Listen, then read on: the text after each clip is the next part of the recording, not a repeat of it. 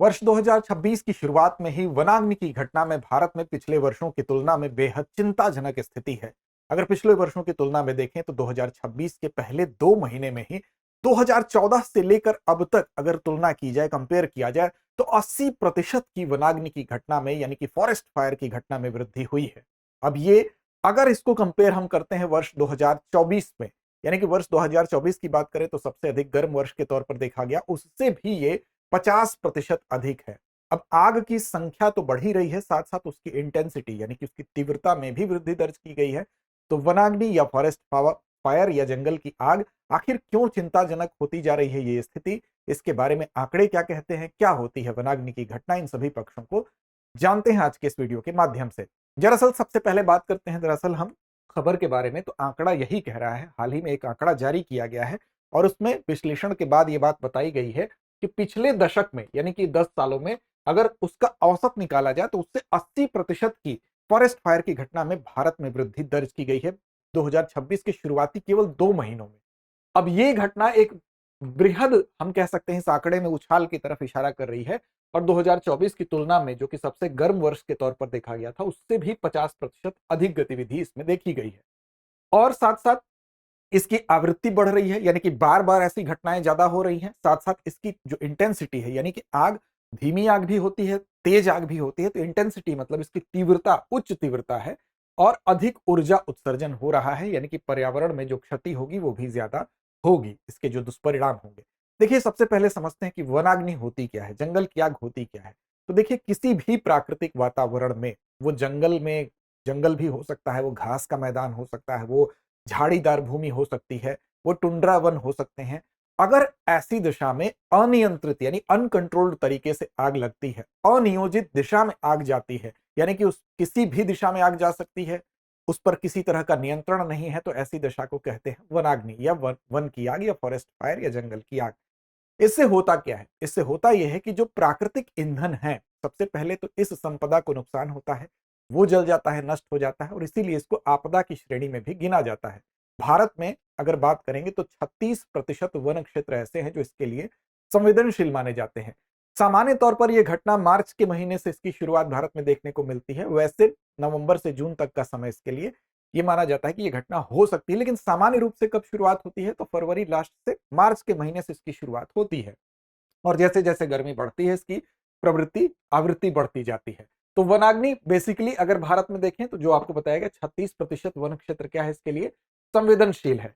और अग्निकाल की जो बात की गई नवंबर से जून होता है, लेकिन मार्च में इसकी शुरुआत सामान्य तौर पर देखी जाती है। जैसे जैसे गर्मी बढ़ेगी ये बढ़ती रहेगी।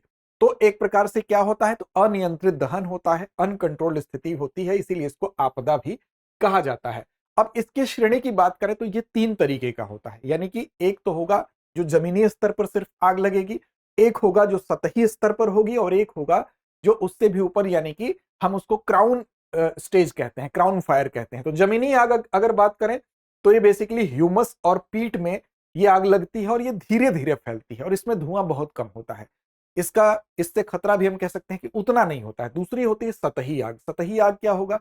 जो सतह पर जो मौजूद, जो हम कह सकते हैं कि कूड़ा करकट होगा, सतह पर मौजूद जो गिरी लकड़ियां होंगी, पत्तियां होंगी, उसके माध्यम से, उसके जो मलबे के माध्यम से यह आग फैलती है और छोटे पौधों में लगने वाली ये आग है। और ये क्या होती है? जमीनी स्तर की जो आग होती है उसकी तुलना में ये काफी तेज होती है और इसमें जब तेज आग होगी तो इसमें धुआं भी ऊपर होगा। और क्राउन फायर सबसे ऊपरी जो स्तर है ये सबसे खतरनाक होता है, यानी इसकी शुरुआत सतही आग से होती है और पेड़ का जब ऊपरी हिस्सा भी दहन का शिकार हो जाता है, जलने लगता है, तो उसको कहते हैं crown fire.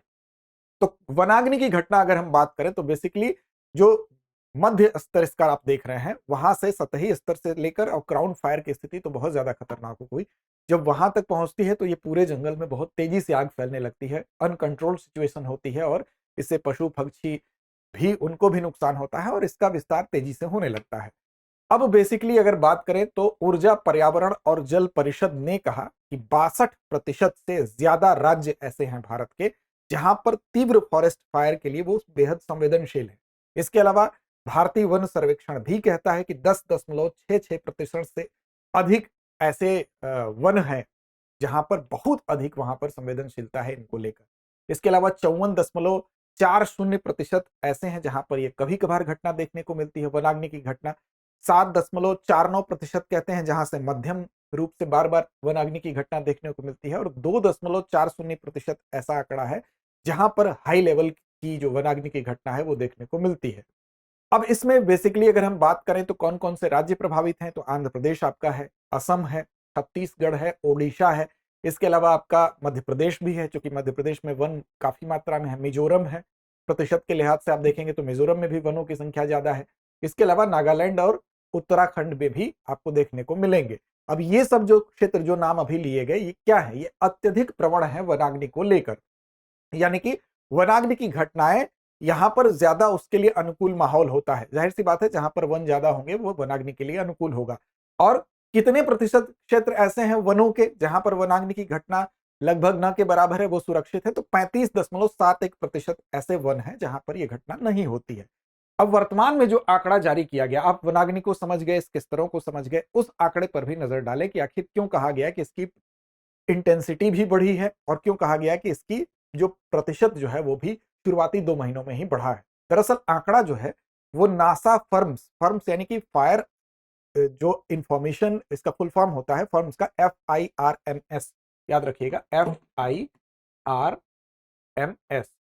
Fire information, F से फायर हो गया, I से इंफॉर्मेशन हो गया, ऑफ रिसोर्स मैनेजमेंट सिस्टम। ये क्या है, ये नासा का है, नासा फर्म्स, और इसने FRP तकनीकी, ध्यान रखिएगा FRP तकनीक, इससे इस बात का पता लगाया है। FRP तकनीकी क्या है, तो ये बेसिकली फायर रेडिएटिव पावर को मापता है, यानी कि जो भी आग लगती है उसका रेडिएटिव पावर कितना है। अब इस तकनीकी के माध्यम से, सैटेलाइट के माध्यम से नासा ने इस चीज को पता किया है कि जो आग लगी, मान लीजिए कहीं किसी जंगल में आग लगती है और उसको मेगावाट में मापा जाता है, तो 50 मेगावाट अगर उसकी रेडिएशन की पावर अगर सैटेलाइट ने दर्ज की, इसका मतलब कि आग जो है उसकी इंटेंसिटी, उसकी तीव्रता जो है वो क्या है, वो बहुत ज्यादा गहन है, बहुत ज्यादा तीव्र है। और अगर 10 मेगावाट है तो वो सामान्य स्थिति है। तो इस नासा फर्म्स के द्वारा जो FRP तकनीकी के माध्यम से इस बात का पता लगाया गया, और साथ साथ ये भी निष्कर्ष निकाले गए, ओपन स्ट्रीट मैप ने भी इसमें सहायता की, और नासा फर्म्स के जो आंकड़े हैं उसके आधार पर इसका विश्लेषण करके बताया गया कि भारत के जो राज्य हैं उसमें जनवरी और फरवरी 2 महीने में वर्ष 2026 में जो इंटेंसिटी है, यानी FRP के आधार पर ये कहा गया, वो आग की तीव्रता भी बहुत ज्यादा है और बार बार ये घटनाएं भी हो रही हैं। तो पिछले वर्ष के एक दशक के औसत जो घटनाएं हुई हैं उसकी तुलना में 80% ये आंकड़ा ज्यादा है। तो इस वजह से ये चिंता की बात कही जा रही है, क्योंकि अभी तो लंबा एक कालखंड बचा है गर्मी का जिसमें कि ये घटना और बढ़ने की संभावना है। इसमें यह भी कहा गया कि जो यूके है यानी कि उत्तराखंड है, 1 नवंबर 2025 से लेकर 14 फरवरी 2026 तक 54 घटनाएं दर्ज कर ली गई। 15 फरवरी से लेकर 14 मार्च 2026 तक 60 घटनाएं दर्ज कर ली गई, जो अपने आप में एक अप्रत्याशित वृद्धि को दिखा रहा है। पूर्वोत्तर में भी कहा गया है कि सर्वाधिक प्रभावित जो क्षेत्र है वो पूर्वोत्तर है, और फरवरी में अरुणाचल प्रदेश और नागालैंड में 1 सप्ताह तक वनाग्नि की घटना लगातार चलती रही। अन्य राज्यों में भी जो हिमालयी राज्य हैं, चाहे हिमाचल प्रदेश हो, उत्तराखंड हो, या पूर्वी में ओडिशा को देख लीजिए, या आपका दक्षिणी क्षेत्र में रायलसीमा का जो क्षेत्र है उसको देख लीजिए, यहां पर भी वनाग्नि की घटना इस नासा फर्म्स के FRP तकनीकी के माध्यम से भी माप किया गया, ओपन स्ट्रीट मैप से भी आंकड़े का विश्लेषण करके बताया गया कि यहां पर वनाग्नि की घटना में 80% की वृद्धि देखी गई है। अब चिंता किस बात को लेकर है, मेन चिंता यह है, ये जो घटनाओं में वृद्धि हो रही है उसमें एक बात निकल कर आ रही है, वो है आग का जो मौसम था, सामान्य रूप से जो पहले मौसम था उस मौसम से पहले ही ये वनाग्नि की घटना का शुरू होना, ये अपने आप में एक चिंता की बात है। और ये एक तरफ इशारा करता है कि कहीं ना कहीं जो जलवायु परिवर्तन है, यानी कि मानव के द्वारा जो गतिविधियां होती हैं, देखिए वनाग्नि की घटना 2 तरीके से होती है, एक तो प्राकृतिक रूप से होती है, एक मानव जनित गतिविधियां होती हैं। तो मानव जिसके लिए, उसकी एक्टिविटीज जिसके लिए कारक हैं, तो जलवायु परिवर्तन का जो खतरा है उसके लिए कहीं ना कहीं मानवीय गतिविधियां जिम्मेदार हैं। तो इसलिए जलवायु परिवर्तन का ही एक प्रभाव है कि जो आग का मौसम है वो पहले शिफ्ट हो गया है। जो घटनाएं मार्च से शुरू होती थी अब वो शुरू हो जा रही हैं आपकी नवंबर दिसंबर से, और इस महीने तक आते आते यानी कि फरवरी मार्च तक आते आते उसकी इंटेंसिटी बढ़ जा रही है। जनवरी में भी घटनाएं 54 दर्ज कर ली गई, फरवरी में 60 दर्ज कर ली गई, तो इसकी इंटेंसिटी को बढ़ा रही हैं, जो कि अप्रत्यक्ष रूप से प्रत्यक्ष रूप से जलवायु परिवर्तन से जुड़ा हुआ है। अब देखिए यहां पर वनाग्नि के लिए प्रमुख कारणों को अगर देखेंगे, एक नजर इस पर भी डालते हैं, तो 2 तरीके के कारण होते हैं, एक तो प्राकृतिक कारण होते हैं और एक मानव जनित कारण होते हैं। तो प्राकृतिक कारणों में अगर आप देखेंगे, जब शुष्क मौसम होगा यानी कि मौसम में नमी कम होगी, तो ये मौसम वनाग्नि के लिए एक आदर्श स्थिति उत्पन्न करता है। और शुष्क मौसम में जो वनों की सूखी लकड़ियां होती हैं वो क्या करती हैं, इसके लिए ईंधन का काम करती हैं, और किसी भी कारण से अगर वहां चिंगारी उत्पन्न होती है तो वनों की आग बहुत तेजी से फैलती है। सूखे जो पौधे होते हैं वो इसके लिए एक प्राकृतिक ईंधन का काम करते हैं। जैसे पौधों में क्या होता है, रेजिन पाया जाता है, तेल पाया जाता है कुछ पौधों में, जैसे चीड़ का वृक्ष होगा। अब उससे क्या होगा कि ये आग और ज्यादा उसमें ईंधन की तरह काम करता है, और जो रेजिन है उस आग को बढ़ावा देने का काम करता है। साथ साथ हवा की गति भी इसमें योगदान देती है। अगर हवा चलती है तो ऑक्सीजन की सप्लाई उस आग में बढ़ेगी, तो वो आग और ज्यादा तेजी से जलेगी।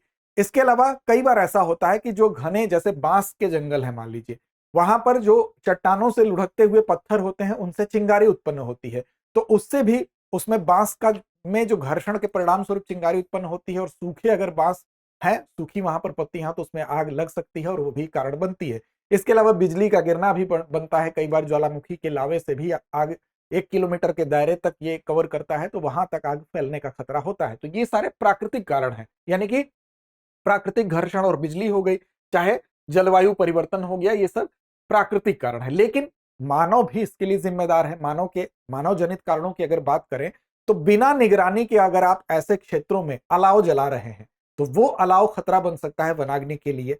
यानी कि आप अगर ऐसा करें, अलाव जलाते समय भी इस बात का ध्यान रखें कि वो जंगलों में अगर सूखे ईंधन जो है उपलब्ध है तो वहां तक वो आग न फैले।